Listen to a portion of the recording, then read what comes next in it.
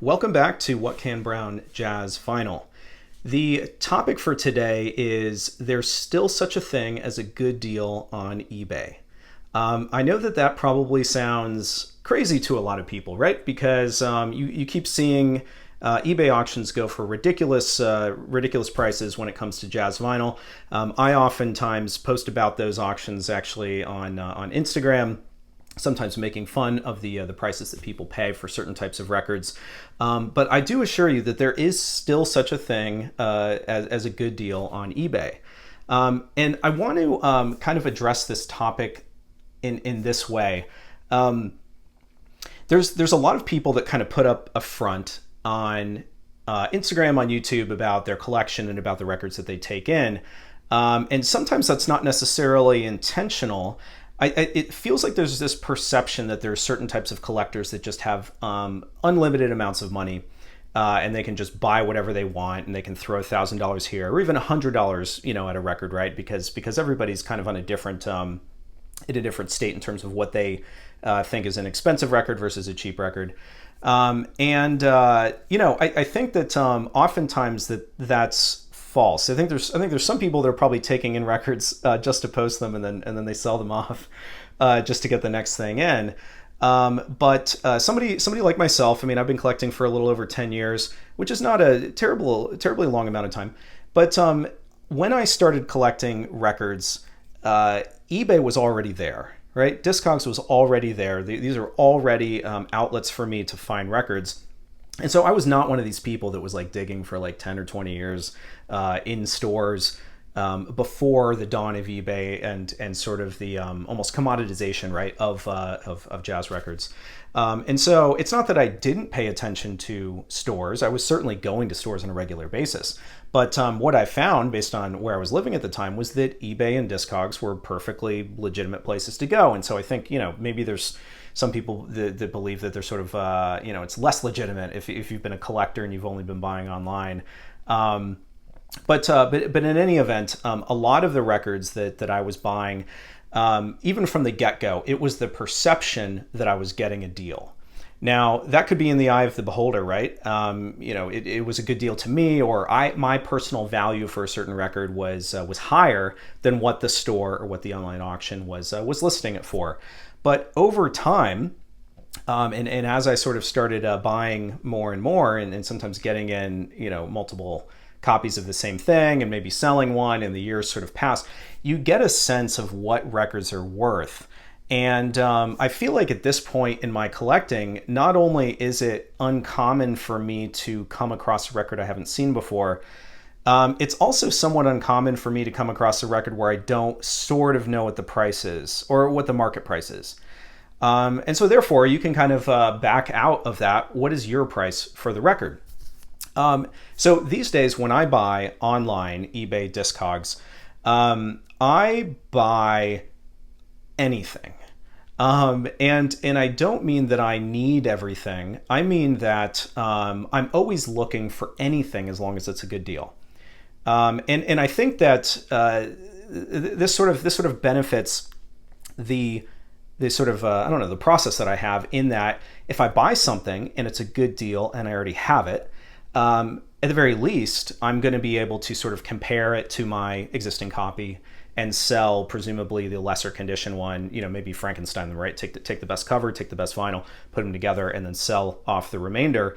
And that'll sort of help fund the next purchase. And I feel like this concept of just always being open to buy anything is a pretty good one, or at least it's worked for me. And so when I'm searching on eBay, when I'm searching on Discogs, even when I'm looking in stores, I'm looking for anything. If there's a deal to be had, then I want it, because it's going to help me get something else that I want. If that particular record is something I already have, obviously if it's something I don't, then I'm likely to keep it. So what I wanted to talk about today is again this idea that there are still good deals on eBay, and I want to highlight some records that I've taken in over the last 2 months. And the purpose is not to sort of brag about like, oh, look at this, that I got this for this great deal. The purpose of this discussion is to show you that first of all prove that there are indeed still good deals to be had on eBay, but I also want to get into some tips at the end of this, at least that I use when I am searching for records. Again, with this "I'll buy anything" type of approach. I'm not giving away like I'm not giving away like all my secrets, because I feel like I'm going to hold back a couple, just because, you know, we're all competitors here in this game, right?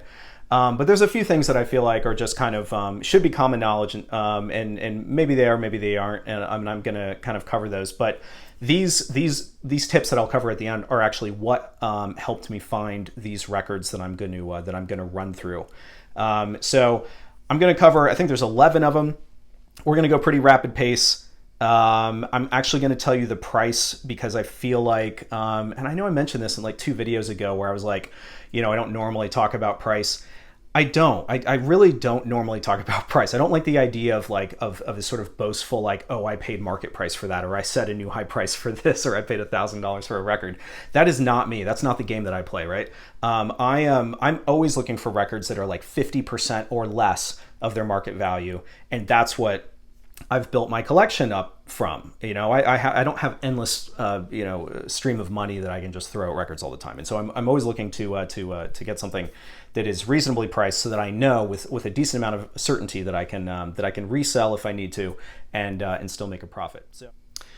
All right, so the first one that we're going to cover, we're actually going to go at this from ascending order. So starting with the lowest price, going up to the highest purchase price. But again, all, in my opinion, deals. Maybe you can make a comment if you think that I'm being ridiculous and I paid market price for something. But for me, these were all deals, and some of them pretty considerable deals. So the first one is Joe Pass for Django. So this is going to be a record that probably is familiar to a lot of folks, because it was featured in Blue Note's Tone Poet series. I had never owned a copy. In fact, so this is funny, because up front I said, you know, it's rare that I come across a record that I've never seen before, or that I just don't that often. This was a record that when Blue Note announced it, I actually was like, what is that? So I wasn't even familiar with this one, but it's on Pacific Jazz. This happened to be a mono copy. Apologize for the glare. There still is shrink on this. I'm probably going to remove it. Anyway, was excited to see this for $10.98. So let's take a look at the eBay auction. All right, so here it is. You can tell right off the bat that the seller took pretty terrible photos. They took these sort of vertical orientation close-ups of the cover, kind of making it difficult to figure out exactly what format this is or what you're getting. The heading is descriptive enough, I suppose. I came upon this with just a generic, probably jazz LP type of search. Taking a closer look at the cover, not necessarily a first. But very early, looking at the description, it's vague, light scratches, but pretty vague. And this is exactly what I try to look for, is something that's vague that I can jump on. All right, next up, Dave Pike, Limbo Carnival. It is rare where you find a new jazz record, original, for $14.99. Perhaps even rarer when it is a preview copy. Dave Pike is one of those guys that just has this kind of strange following. I don't want to say strange. I mean, he has a couple of records that are like extremely collectible. The problem is that as soon as you sort of broaden your scope to look at the full breadth of his output, you actually find that not all of his stuff is great. This one isn't that great. I'm not going to lie. But for $14.99, I didn't already have it. It's new jazz. What was I supposed to do? I thought I'd at least give it a go, and it's certainly worth that price. But anyway, let's take a look at that eBay auction. All right, so here it is. The description says VG, but was otherwise somewhat vague. $14.99 price is probably based on a sort of a lower median Discogs value, but lately it's been going for a little bit more. What drew me in was the preview copy stamp, and just the idea that it might actually be in a little bit better condition than what's described. And fortunately, when it arrived, I can confirm it was. But even if it wasn't, VG at that price is good. All right, next up, no sooner had Analog Productions announced, and released their Ella Fitzgerald and Louis Armstrong record sort of reissue, which I got, by the way. I bought that because I didn't have the record already. Anyway, this one popped up on eBay. This is an original pressing, the orange label, which, as far as I can tell, is what people want when it comes to this particular record, as well as a lot of Verve vocal records more generally. But I saw this pop up for $14.99, another one just under 15, and was shocked to see it, and was an easy decision. So here, take a look at what I saw. So I was a little bit confused with this because there's only one photo, and so with just one photo, and I'm looking at an orange label, and thinking like, was there another edition that had the orange label? Is there a deep groove here? I don't really know. I think I did actually do a minimal amount of research on this and confirm that it probably was original. Taking a look at the description, mint. I mean, vinyl is mint. I think when I made this purchase decision, I expected that it would not be, but I also expected it to be in great shape, and it was. All right, a little bit of a trend here. This next one, Ella Fitzgerald, Like Someone in Love. This one is another Verve record. This one happens to be in stereo.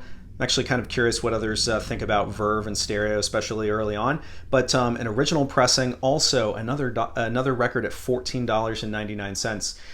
This one does it comes up like fairly often for a reasonable price. I think the key here was that this one is actually in pretty great shape. Most of the time when I see this record come up for like $15, it's in VG minus or it's in like G plus condition. More and more, I think some of these Verve vocal records are actually going up, which is a weird statement to say because, like, if anything, they've been going down for what feels like 10 years. But I think some of the reissues lately have kind of spurred new interest in some of these amazing singers. So anyway, when I saw this for $14.99, had to have it. Take a look at the eBay auction. So admittedly, this is probably the sort of the least of the quote unquote deals. But again, a classic, absolutely classic record in great shape. And taking a closer look at the vinyl, I didn't see anything that was too concerning. The description is vague, but encouraging, that it plays EX. I actually found that it looked closer to EX as well. So another one that I'm happy with. Okay, last of the vocals anyway. I know that not everybody is necessarily a fan of vocal jazz records, but I think that the two that I've covered so far are just absolute classics, and this one is definitely no exception. You have Billie Holiday, Lady in Satin. This is a stereo original on Columbia. Again, this is one of those records that just feels like it's been going up in value. I saw this one for $17. It's in great shape. Again, easy decision. Super happy to find it. Take a look at the auction.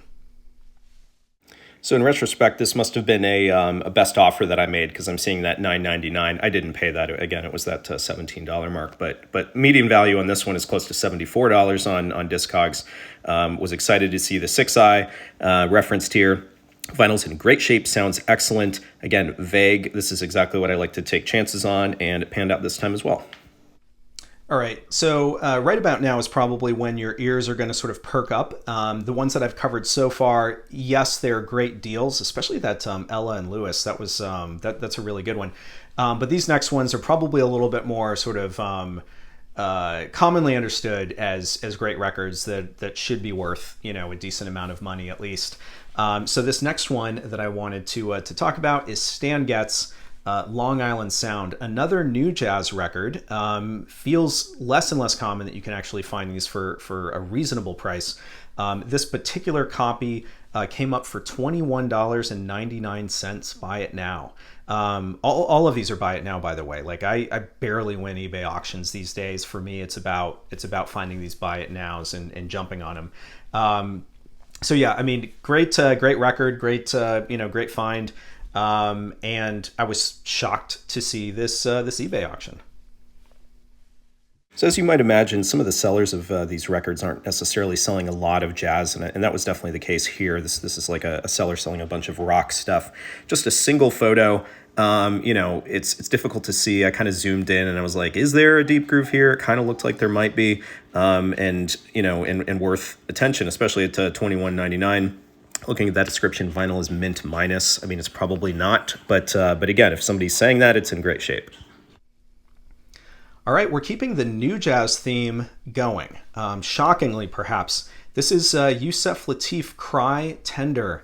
This is the only record out of these 11 that I'm going to cover that I did not get online. I actually found this in a store, a local store to me, for $24.97. Normally, when I see a price like that for a record like this, I expect it to be trashed. Instead, there is a little bit of tape situation here, right? I can probably get that off with some WD-40 or rubbing alcohol. A little bit of tape on the back, which I'm not going to touch. Please never put those types of chemicals on the back of a cover. But was this like a near mint record? No, it wasn't. But I would say that it's like VG, maybe strong VG. And I think that personally, $24.97, great price for this record. It's original and it sounds great. I already have one of these, but again, I'm gonna Frankenstein them or keep the best one, and then I'm gonna be able to sell one of these. And the one that I'm gonna sell, I'm probably gonna be able to sell for like, I don't know what. I mean, even if this was in VG, what would it go for? Like maybe $60 or something? I mean, that's a fairly decent profit. I can use that to roll into something else that I actually want to keep. So very excited about this purchase. All right, so the next one up is Hampton Hawes' 4. This is a record where probably maybe 5 or 6 years ago would be a $20 record, something like that. Something happened over the last couple of years, and I think it's sort of a couple of things. One is that people rediscovered the Contemporary Records catalog. Not saying that everything is worth having necessarily, but there's certainly a bunch of gems. The recording quality is absolutely stellar, especially on the stereo editions. This is not a stereo, this is a mono. But the other thing is that Craft Recordings recently announced, probably around this time last year, I think, it was early this year, their 70th anniversary series, and they've been releasing a number of titles, including Hampton Hawes' 4. So what used to be a $20 record, I happened to just, a couple of weeks ago purchase this for $40. And yet the prices that I've been seeing this go for are closer to $80 lately, especially in this condition. I think top price on Discogs is like $150. But some of these records, including this one, have been creeping up. When I saw this pop up for $40, I was kind of like, well, I do already have that Craft Recordings reissue. I would really love to hear the original. And so here it is. And, whether I keep this or not, I at least know that, that I could make a profit if I need to sell it, right? All right, so here it is. I mean, you can tell just from the pictures that it's a clean record. There's the $40 price. Looked at original enough to me. It has that sort of half semicircle baggie, which is I think what a bunch of these actually came with. The description is wrong. It says color is red. Says it's the Craft Recordings 2022 reissue. Those things are not the case. This is an original. I wonder if that price was based on it being Craft. All right, before we get into this next one, I actually have a sort of special intro video that I shot as this record, and actually one other came in, because I wanted to highlight the sort of questionable packaging job. So take a look at that first.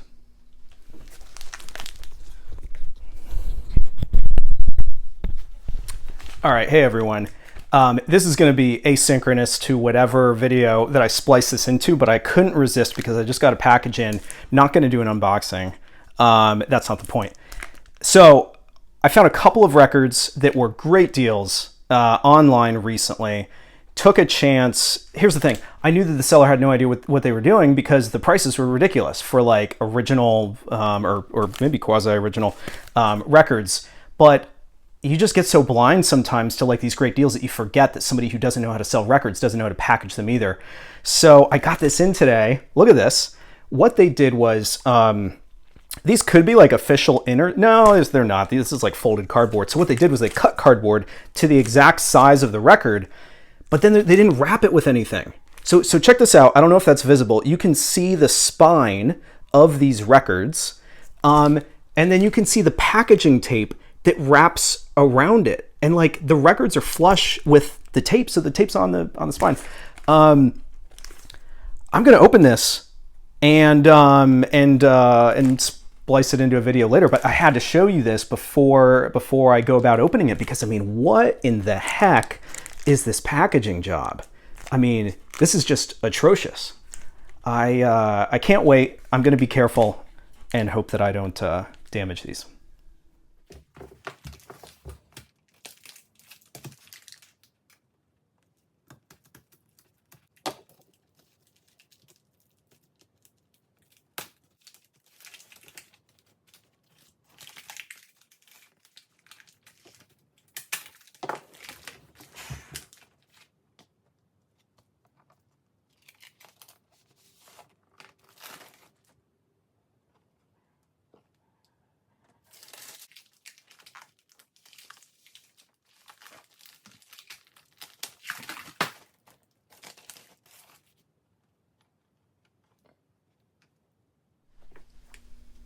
All right, so you know the next two. Let's cover first Miles Davis Walkin. This is not an original. This is a reissue, and it was actually described as such in the eBay auction, but it's a very early reissue. It's a Bergenfield Deep Groove Fireworks label. I think I do have, in fact, I know I do have an original of this, but it's not in great shape. This thing is spotless. I mean, I was shocked when it came in. I was shocked when it came in with that packaging job, but I was shocked when I saw the condition of it. This thing is absolutely gorgeous. It only cost me $41 in order to get this record. I know that I'm just going to be selling that original probably for more than the 41. Right? It's going to fund this and more and more than that. So excited to get this one in. Take a look at that eBay auction. All right, so the record looks clean from the photos. Very basic information, just says reissue VG plus. But you can see the photos, you can see what edition it is quite clearly. Taking a look at the description, just really, really vague, like, basically no information whatsoever. Looking at some of the details, they're actually wrong. It says the record label is Fantasy. Not sure if they were confusing it with an OJC reissue when they came up with this price, but whatever. All right, the next one you know as well, and that is Red Garland at the Prelude. This is a interesting record in that it feels like in Red Garland's discography, this record, and I'm trying to think what would the other one be if I was going to say that a couple of them are sort of more collectible or seem to go for more money. But any event, this is a great record. This particular copy happened to cost me $70. And so we're kind of getting up there, right? But there's still so much room if I was going to have to sell this. And so when I was refreshing eBay auctions incessantly, and this one popped up for $70, saw a quick look at the condition, I knew I had to pull the trigger, even despite that packaging job that obviously I wouldn't have known about at that point. But anyway, take a look at the auction.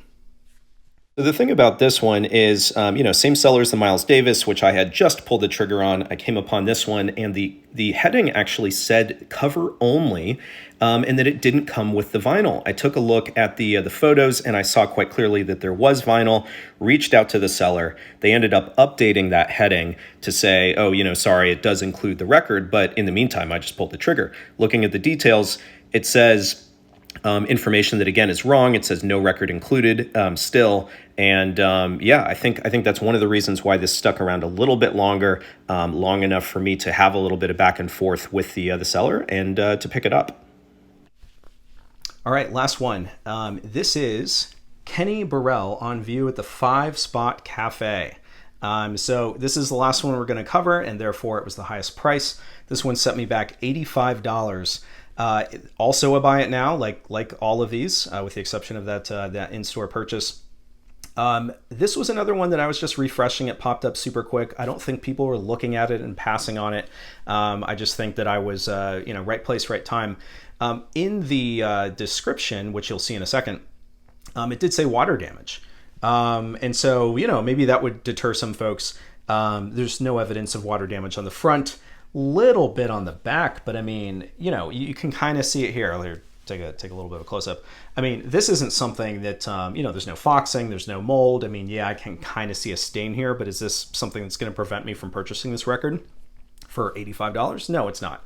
And it turns out, even though I already had this record, this is the upgrade copy for me. My other copy was not in great shape. So very excited about this one as well. Take a look at the auction. So the interesting thing about this seller is they sell antiques. This was literally the only record that they had available. They had it priced at that $85 mark, whereas the Discogs median value is $339. Not great photos. There are a couple of like kind of visible things in the vinyl, but really mostly just dust, which is obviously easily addressable. They had a bunch of detail in the description, perhaps surprisingly, considering they don't sell a bunch of records, but nothing that prevented me from wanting to grab this and seeing if it was going to be an upgrade. And fortunately for me, it was. My existing copy is in VG shape. All right, I promised I would end this video with some tips. Some of these are going to be pretty evident for those of us who have been on eBay for quite some time. Maybe not all of them, but certainly if you're new to this hobby and you're trying to find deals on eBay, I think that this is at least a good place to get started. Some of these I've already kind of covered, at least in sort of at a high level earlier in this video. But the very first thing I'm going to say is get smart about what stuff is worth. And the reason why is because you have to be ready to make a purchase decision as soon as something pops up. If you're the person who needs to go into, to look at what the same record is going for on eBay, currently in order to get a sense of like, is this the best deal out there? Or if you need to consult Discogs prices, or if you need to go into like PopPsych or one of these other aggregators, right, that collects information about recently sold eBay auctions, chances are by the time you get back to that auction, it's going to be gone. And so it's really important to get a sense of what something is worth so that when it pops up, you can pull the trigger and have confidence that it's a good deal, right? I mean, that you know that you're going to be okay if you need to sell it, if you're trying to upgrade something and you still want to make money, or if simply you're just trying to find deals in order to fund, say a copy of a record that you actually do want to keep. So that's the first thing is simply get smart about what stuff is worth. Number two, and I've said this before, be ready to buy anything. If all you're looking for is Hank Mobley's 1568 or John Coltrane's Blue Train original pressings, the opportunities that you're going to have where something is going to come up as a buy it now from like an unknowledgeable seller, slim to none. I will anchor towards slim because I actually just saw a copy of Hank Mobley's 1568 pop up for a buy it now the other day, and it annoyed me that I missed it. But in any event, be ready to buy anything, because the more deals that you can get, the more sort of money that you can sort of pay yourself back with, allows you to afford records again that you actually do want, or that you don't already have. So the next thing that I'll say, number 3 tip, use generic eBay searches. So when I say always be looking to buy anything, if all you're looking for in your search is Hank Mobley 1568, you're not going to come back with a bunch of originals that you get to choose from. So what I do when I'm looking on eBay for deals is I'll be super generic, right? I'll just put in Blue Note, right? Show me all the Blue Note records, sort them by newly listed. Just show me everything that's out there. Or, you know what, better yet, because everybody's looking for Blue Note, try Riverside, right? Try Pacific Jazz, Bethlehem, Savoy, like any of these other labels, and see what people are searching for, and then refresh it on a regular basis and see what people are listing on eBay. So generic eBay auctions or generic eBay searches, I think are great. Next thing is save searches. Whether it's a specific type of, specific title that you're looking for, or a seller that you've seen sell something already that you're like, oh, wow, I can't believe it went for that price. Save them. Save that seller. There's sellers out there who always command top price. Carolina Soul apparently just has a really good reputation amongst buyers, and they're willing to pay more for their records. I don't buy from Carolina Soul that often because I'm not willing to pay more than anybody else for records, and most of their stuff is auction format anyway, and I tend to lean towards the buy it nows. But if you see a seller who is selling records for, either they're listing for buy it now and they're going cheaply, or they're doing auctions and there's not enough eyes on those auctions, follow that seller because they're probably going to list others that you might be interested in and you can get them for a deal. So save your searches, save sellers and pay attention to them.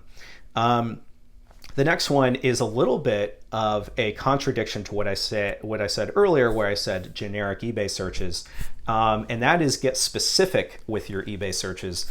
But I'm actually gonna layer that on top of the generic comment.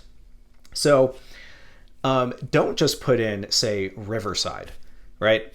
Riverside vinyl records, right? These are like filters that you can use on eBay. And then newly listed, right? Always in order of what was most recently listed, so that you can be, seeing exactly what's coming up. You can get more specific. So not only can you say, oh, I only want something that's in North America so that I don't have to pay more than like $5 for shipping, which, is probably a good deal or a good idea, right? There's a option to choose between new and used. So to the extent that the seller indicates whether something is new or used, that can be really handy, because if you're searching for Blue Note and you're looking for, hey, what was the most recent auction that was listed so that I can potentially jump on it and make a purchase decision, by and large, like the top results are going to be new releases that somebody is just throwing generic stock imagery up in a eBay auction in order to sell a new release. So if you're interested in original pressings, your search is going to be crowded with stuff that you're not interested in. So check the used filter. Another good idea, if you're trying to get, again, specific but generic, is that just like in Google searches, you can use the minus sign to negate certain words. So what I mean by that is, let's say that you're searching for Blue Note and you don't want a reissue. To the extent that the seller has put in the word reissue in the title, you can put minus reissue. And then you're not going to get any search result where in the heading it references reissue. Now, I know not every seller is actually going to put that in there if it is a reissue, but there's other words that you can use. You could say, you know what, vintage records weren't pressed on 180 gram vinyl. A lot of new records are, when it is pressed on 180 gram vinyl, they'll put that in the header.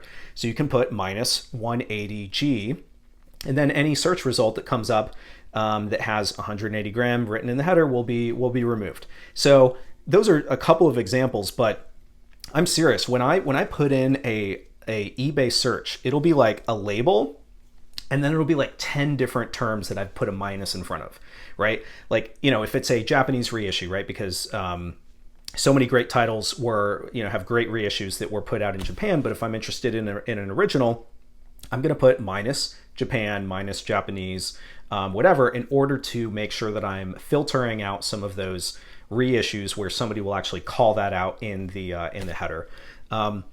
So think about that one. That one has done me, I would say that the best benefit you get from that is it doesn't crowd your search results.